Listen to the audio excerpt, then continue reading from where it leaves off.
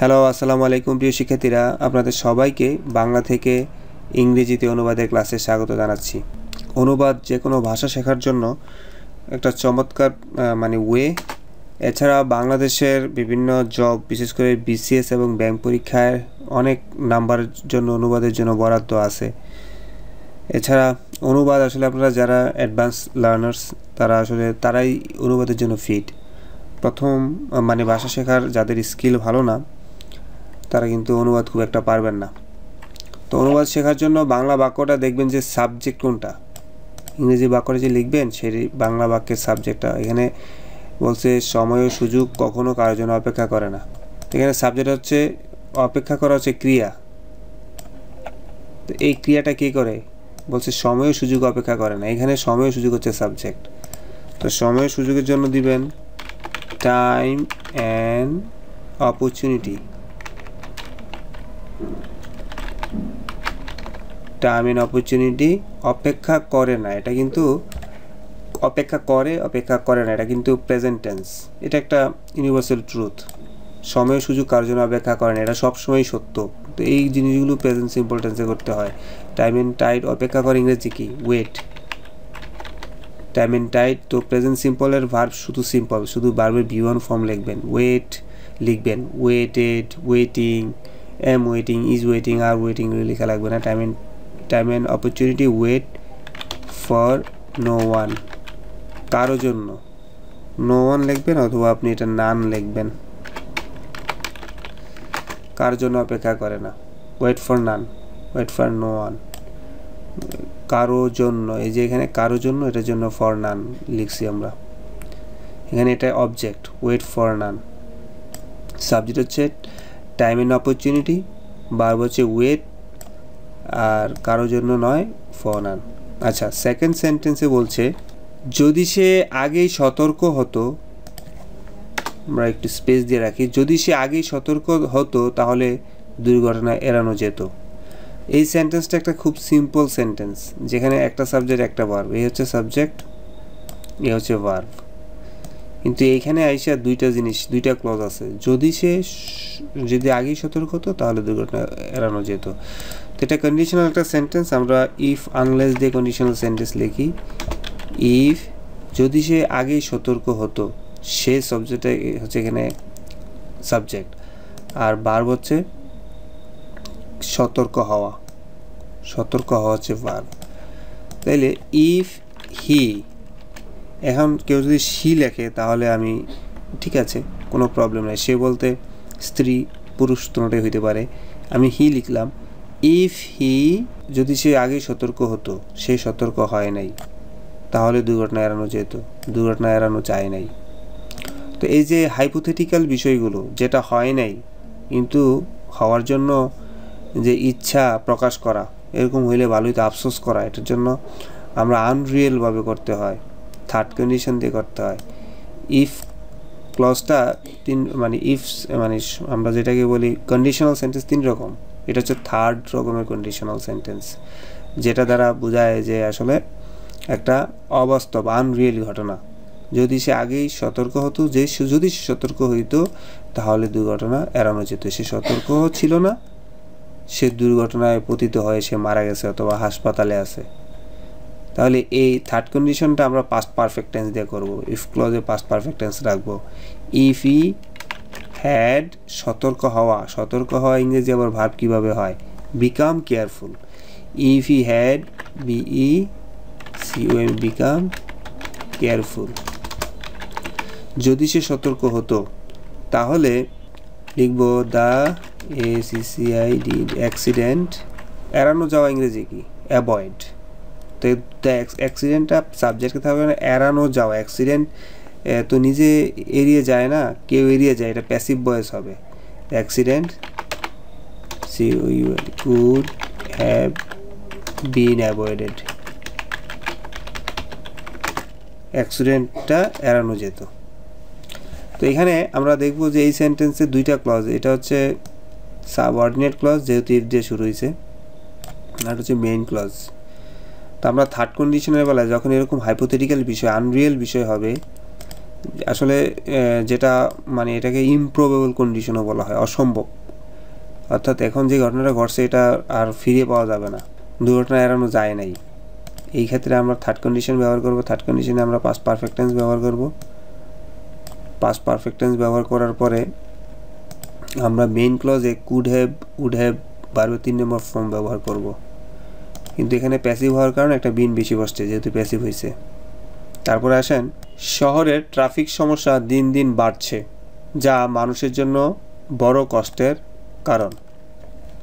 এই সেন্টেন্সটা আমরা দেখব যে দুইটা ক্লজ, শহরের ট্রাফিক সমস্যা, তাহলে এটার জন্য ইংরেজি দিব the traffic problem in the city. দিন দিন বাড়ছে, তো দিন দিন বাড়া, এই যে দিন দিন, ডে বাই ডে বলি এটার জন্য, তো এটা প্রেজেন্ট কন্টিনিউয়াস টেন্সে করব আমরা। If the traffic problem in the city is increasing, INCREAS, increasing day by day, যদি ট্রাফিক প্রবলেম দিন দিন বাড়তে থাকে, প্রেজেন্ট কন্টিনিউয়াস টেন্সে করছি।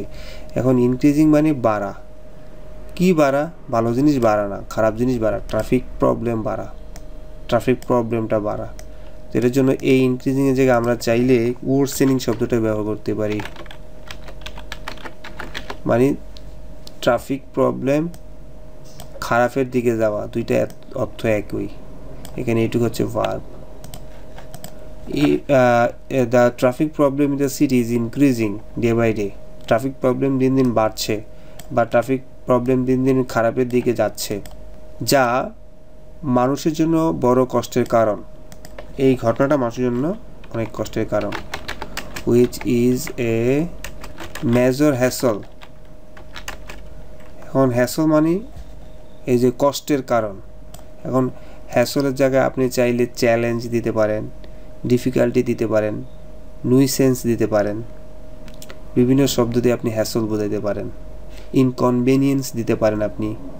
আমি শব্দগুলো লিখে দিই, synonym, NUISANC, nuisance, inconvenience, inconvenience for the people, মানুষের জন্য। তো সেকেন্ড ক্লজটার ভার্ব হচ্ছে ইজ। তো বলছে traffic problem in the city is increasing, traffic সংকট দিন দিন বাড়ছে, যা মানুষের জন্য বড় কষ্টের কারণ। হুইচ ইজ এ মেজর আপনার হ্যাসল অথবা নুইসেন্স অথবা ইনকনভিনিয়েন্স ফর পিপল, যা মানুষের জন্য বড় কষ্টের কারণ। এখানে কষ্ট হচ্ছে হ্যাসল, কষ্টটা কার জন্য? মানুষের জন্য কষ্টের, হ্যাঁ মানুষের জন্য। তাহলে আমরা হ্যাসল ফর পিপল দেখব। তারপর বলছে বিজ্ঞান ও প্রযুক্তির অগ্রগতি আমাদের জীবনকে সহজ করে তুলেছে।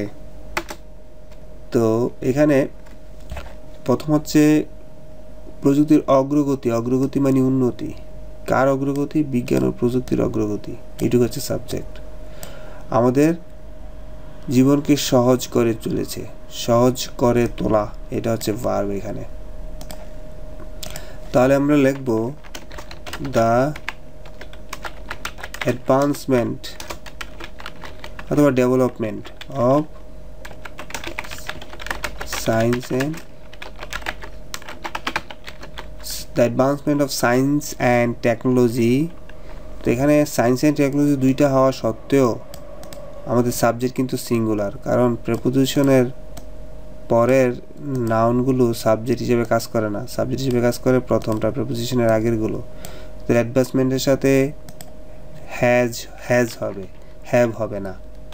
The advancement of science and technology has made, এই যে আমাদের জীবনকে সহজ করা, কে সহজ করছে? এটা সহজ করছে, এটা হচ্ছে সাবজেক্ট, লিখলাম the advancement of science and technology has made, সহজ করে তুলেছে, our life, has made our life, our lifes easier, আমাদের জীবনকে সহজ করেছে। তো এটা আমরা কিন্তু ভার্ব হচ্ছে এখানে হ্যাজ মেড।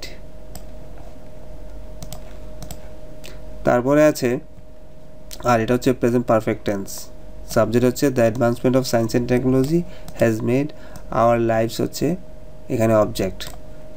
শিক্ষার প্রকৃত উদ্দেশ্য শুধুমাত্র ভালো চাকরি পাওয়া নয়, বরং এরকম অনেক সেন্টেন্স কিন্তু আমরা পাবেন। আমরা এটা কিভাবে করব? দ্য ট্রু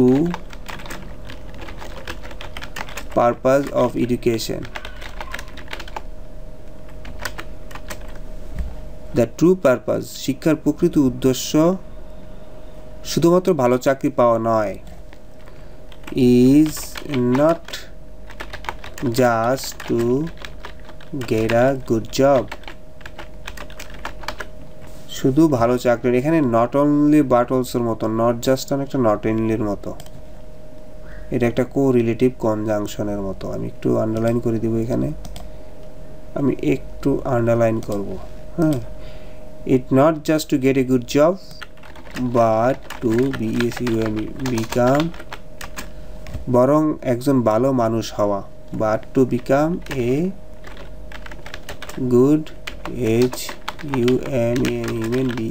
human being, এখানে যে but to, not just but শুধু not just but, এবং এই কোরিলেটিভ কনজাংশনটা আমি কপি করব, খুব চমৎকার কিন্তু দেখেন, ডট ডট ডট ডট, হ্যাঁ, বাট আনলাম, এটা একটা কোরিলেটিভ কনজাংশন। এটার মাঝখানে এটা কিন্তু দুইটা জিনিস কানেক্ট করছে, দুইটা ইনফিনিটিভকে কানেক্ট করছে, to get a good job আর যে to become a good human being. এখানে ভালো চাকরি পাওয়া জন্য আমরা এই ইনফিনিটিভ ফ্রেজটা ব্যবহার করছি, ভালো মানুষ হওয়া এটার জন্য আমরা এই ইনফিনিটিভ ফ্রেজটা ব্যবহার করছি, এইটুকু পর্যন্ত। তাহলে আমরা এই দুইটা ইনফিনিটিভ ফ্রেজ কানেক্ট করছি correlative conjunction not just but দিয়ে। তাহলে ফুল অর্থটা হচ্ছে শিক্ষার প্রকৃত উদ্দেশ্য শুধুমাত্র ভালো চাকরি পাওয়া নয়, the true purpose of education, এই সেন্টেন্সের সাবজেক্ট হচ্ছে এইটুক, ট্রু পারপাস অফ এডুকেশন, শিক্ষার প্রকৃত উদ্দেশ্য। ইজ নট জাস্ট, ইজ হচ্ছে এখানে ভার্ব, এই ভার্ব এগ্রিমেন্ট হচ্ছে এই ট্রু পারপাসের সাথে। Is not just two get a good job, শুধু ভালো চাকরি পাওয়া নয়, বরং মানে but two become a good human being. তো প্রিয় শিক্ষার্থীরা, আপনারা সবাই ভালো থাকবেন। যদি আপনারা আমার ক্লাস ভালো লাগে এবং আপনারা যদি আমার চ্যানেলে নতুন হয়ে থাকেন, অবশ্যই আমার চ্যানেলকে সাবস্ক্রাইব করবেন।